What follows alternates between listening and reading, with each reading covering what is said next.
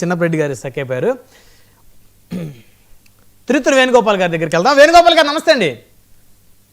నమస్తే రమణారెడ్డి గారు. అయ్యా చిన్నప్రెడ్డి గారు వినిపిస్తుందా చిన్నప్రెడ్డి గారు మీకు? సో మళ్ళీ వీక్షకులకు అలాగే ప్యానల్ సభ్యులందరూ కూడా నమస్కారం. సార్ రమణారెడ్డి గారు వినిపిస్తుంది. నాకు ప్లాన్ చేశారు మొత్తానికి పాదయాత్ర. సార్ వైఎస్ఆర్ కాంగ్రెస్ పార్టీ మొదటి నుంచి కూడా ప్రజల్లో ఉండి ప్రజల మన్ననలు పొంది జగన్మోహన్ రెడ్డి గారు ముఖ్యమంత్రిగా చేయడం జరిగింది. అందరూ ప్రజల మన్ననలు పొందే అవుతారండి సార్. అందరూ ప్రజల మన్ననలు పొందే అవుతారు.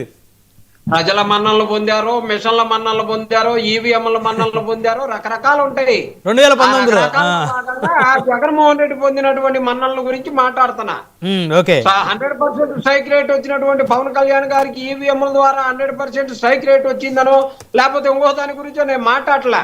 నాకు అవకాశం ఇచ్చినప్పుడు నన్ను కొద్దిగా మాట్లాడియండి. జనాల తర్వాత మీతో డిబేట్ చేసే అవకాశం కలిగింది.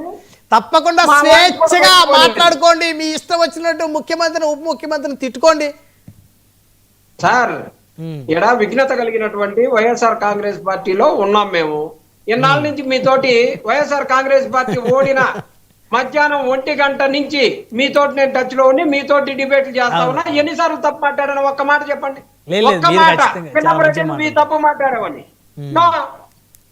అందుకని ఏదో ఎక్కడో ఎవరో మాట్లాడారు, ఈ రాష్ట్రంలో ఎక్కడో జరిగినటువంటి 1-6 సందర్భాన్ని తీసుకొచ్చి అది వైఎస్ఆర్ కాంగ్రెస్ పార్టీ మొత్తానికి చుడితే అది తప్పు. అలాగే 175 అని చెప్పేసి 175కి 175 టార్గెట్ గా జగన్మోహన్ రెడ్డి గారు రాబోయే రోజుల్లో మళ్ళీ 2027లో ప్రజా సంకల్ప యాత్ర మొదలు పెట్టబోతున్నారు అనేది ఈ రోజు వైఎస్ఆర్ కాంగ్రెస్ మళ్ళీ 175 అజెండా. వై నాట్ 175 అదే అజెండా సార్? గోల్ ఎక్కడికి పోద్ది సార్? బాణం గురి పెట్టాం, ఖచ్చితంగా 175కి 175 కొట్టి తీరాల్సిందే కదా. చాలా రోజులైంది వైసీపీ నాయకుల నోట్లో నుంచి ఈ మాట విని. మళ్ళీ వై నాట్ 170 అనేటువంటి మాట విని దాదాపు 1 సంవత్సరం 6 నెలలు దాటిపోయింది. అంటే 1 సంవత్సరం 6 నెలలు ఎందుకు గ్యాప్ వచ్చిందంటే ఇవాళ జగన్మోహన్ రెడ్డి గారి అఫీషియల్ గా మన వైఎస్ఆర్ కాంగ్రెస్ పార్టీ నాయకులు ప్రజా సంకల్ప యాత్రని మొదలు పెట్టారు కదా. సందర్భాన్ని మొదలుపెట్టి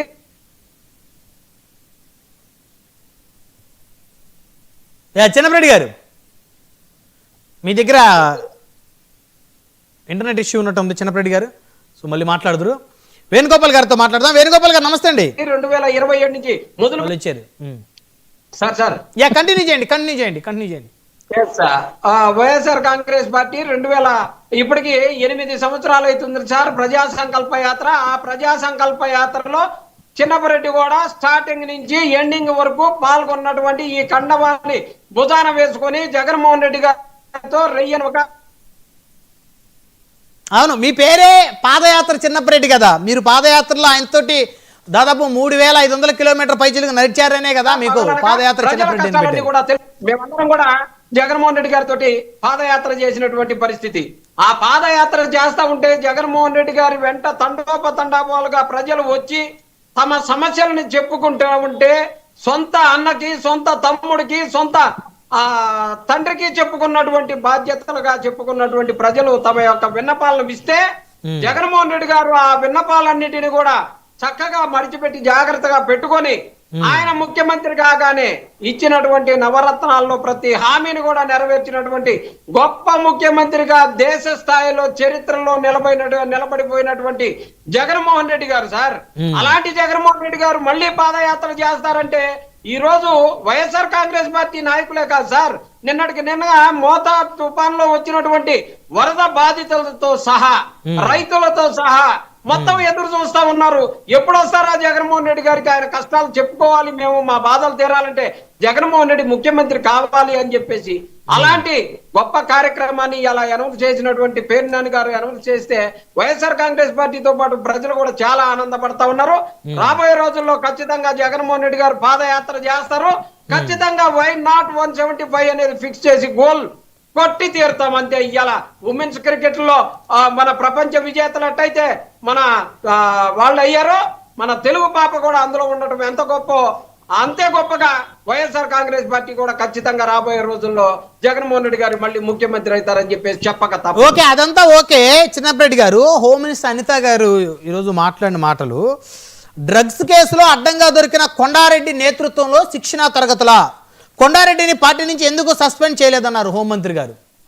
అంటే డ్రగ్స్ కేసులో దొరికిన వాళ్ళని ఎంకరేజ్ చేస్తున్నారా వైఎస్ఆర్సీపీ అధిష్టానం?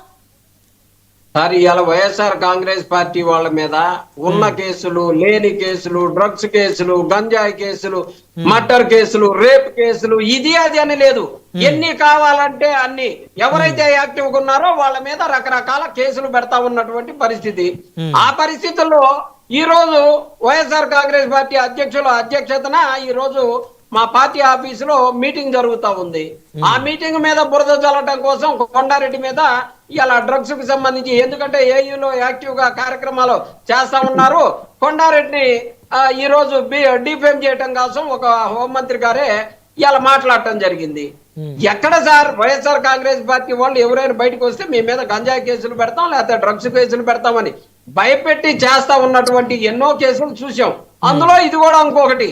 అంతేగాని లేని దానికి, అయిపోయిన దానికి అన్నిటికీ వెంటనే వైఎస్ఆర్ కాంగ్రెస్ పార్టీ నిర్ణయాలు తీసేసుకొని వాస్తవాలు తెలుసుకోకుండా సస్పెండ్ చేయలేదంటే అసలు అయ్యా పునిలాగా అసలు ఏది నిజమో ఏది అబద్ధమో ప్రజలకు కూడా అర్థం కానటువంటి పరిస్థితుల్లో ఈ కూటమి ప్రభుత్వం చేస్తా ఉన్నది. కాబట్టి వాస్తవాలన్నీ తెలుసుకున్న తర్వాత ఏదైనా తప్పు జరుగుంటే వైఎస్ఆర్ కాంగ్రెస్ పార్టీ ఖచ్చితంగా తప్పు చేసిన వాళ్ళని ఎట్టి పరిస్థితుల్లో కూడా ఉపేక్షించదు.